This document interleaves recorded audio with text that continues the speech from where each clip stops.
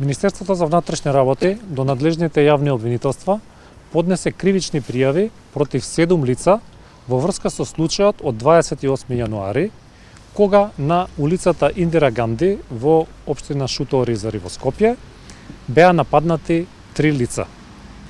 Имено толпата која што се насобрала на улицата по претходна наводна дојава за наводно грабнување на девојче, запрела патничко возило Hyundai, во кое што се наоѓале трите лица кои што подоцна биле нападнати.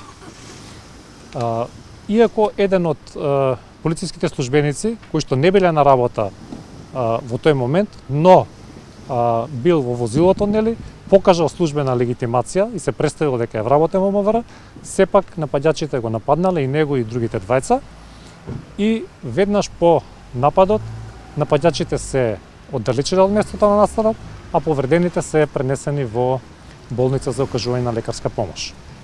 Веднаш по добивање на пријавата, полициски службеници презедоа соодветни мерки и активности за расчистување на случајот, собрани се видеодокази, извршени се соочувања, извршени се разговори со поголем број на лица и како резултат на тоа се поднесени и кривичните пријави против овие лица. Сакам да соопштам дека меѓу пријавените има и 2 лица кои што се вработени во Министерството за внатрешни работи и против нив веднаш е поведена дисциплинска постапка и времено се отстранети, односно им е прекинат времено работниот однос. Благодарам. Може прашање? Поведете, да.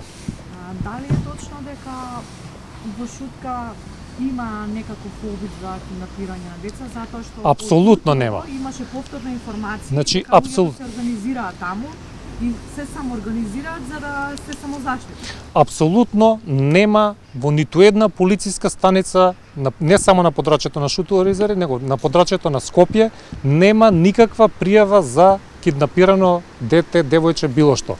Апелирам и до медиумите и до граѓаните да не се шират шпекулации и дезинформации со кои што се подгрева атмосферата. Ве молам, значи да се држиме до изворите на информација кои што се релевантни. Сведоци сме во изминатите неколку дена на одредени интернет медиуми и преку социјалните мрежи на ширење на дезинформации. Апелирам до граѓаните да не веруваат во такви дезинформации, туку едноставно само на проверени извори на вести. А зошто се санкционирани од МВР вработените? Што пишува конкретно? Видете, значи кривичните пријави се поднесени во врска со нападот на трите лица. А дополнително, бидејќи се и вработени во МВР, тогаш е поведена и дисциплинска постапка, и времено се отстранети од работното место.